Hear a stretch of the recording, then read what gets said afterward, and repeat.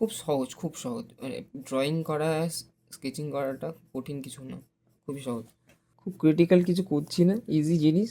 অনেকেরই প্রবলেম হয় যারা স্কেচ করে, স্কেচিংয়ে ফার্স্ট আসে, বিগিনিংয়ে একদম আমরা বুঝতে পারি না যে আমরা স্ট্রোক ইউজ করব কীভাবে।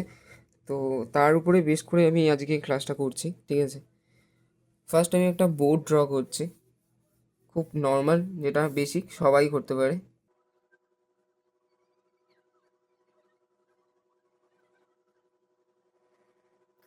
যতটা স্ট্রেট লাইন আমরা টানতে পারবো ততটাই ভালো আমাদের জন্য।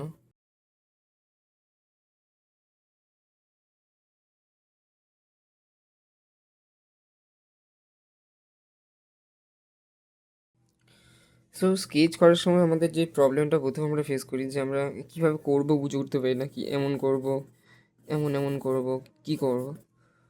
তো সেটার উপরে বেস করে আমি তোমাদের দেখাচ্ছি কী করলে সবথেকে সহজে হবে।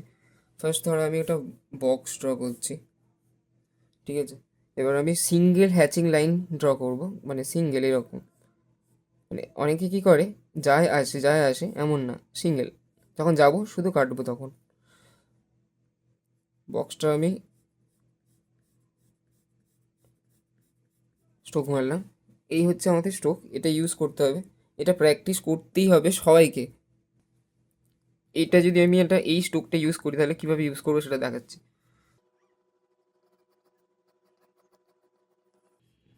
স্ট্রোকের মুভমেন্টটাকে ঠিক রাখতে হবে। তো একটা আমরা করেছিলাম ফার্স্ট, যেটা সেটা হচ্ছে সিঙ্গেল হ্যাচিং। এটা ধরো সিঙ্গেল হ্যাচিং, যেটা এটা করেছিলাম। 0.5 যদি রোটেশন চেঞ্জ করি তাহলে এই স্ট্রোকটা পাবো আমি। আর এটা বেশ মনে হয় ঘন, এটা ভালো। ইনভিজিবল যদি আমরা দেখি তাহলে আমি এখানে এইরকমভাবে একটা সেট দেবো, ঠিক আছে? তো এটাকেই ফলো করছি আমি।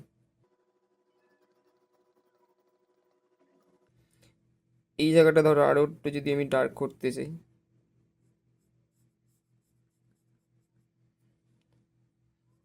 আমি স্ট্রোক চেঞ্জ করলাম। বাট প্রতিটা স্ট্রোক যখন মানে ইউজ করছি তখন একই ডিরেকশন ইউজ করছি। এমন না যে একটা এরকম, একটা এরকম, একটা এরকম, একটা এরকম, এরকম না। এইটাকে ফলো করার চেষ্টা করছি এই জায়গাটা।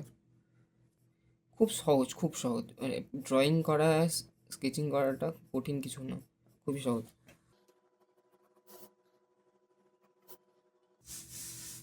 সেম সেম জিনিসটাই ফলো করছি বেসিক্যালি।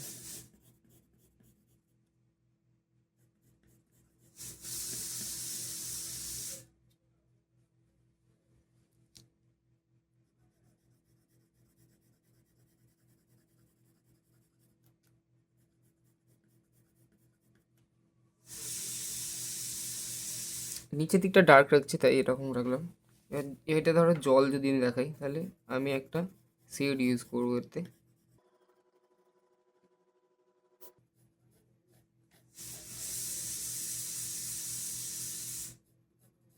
তুমি যখন স্ট্রোক ইউজ করতে শিখে যাবে তখন দেখবে তুমি সব দিক থেকে স্ট্রোক ইউজ করতে শিখে গেছো। মানে তুমি সব ডিরেকশানে স্ট্রোক মারছো।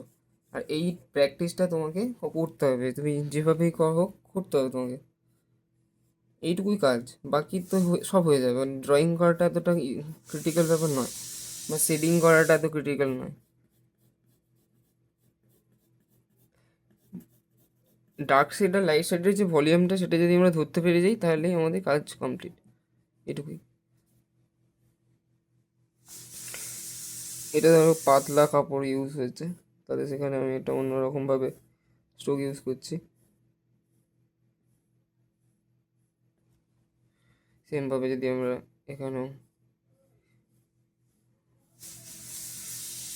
লাইট সোর্সটাকে দেখার চেষ্টা করি,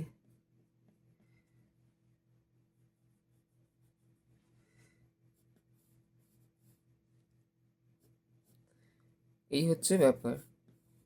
পেন্সিলিং যখন করছো তখন শুধু এটাই মাথায় রাখো, খুব ক্রিটিক্যাল কিছু করছি না, ইজি জিনিস। শুধু যেটা করব খুব ধৈর্যের সঙ্গে, তাড়াহুড়ো না কোনো। আর এখানে একটা ফ্ল্যাগ উড়ছে এরকম, কাইন্ড অফ এরকম, ওকে।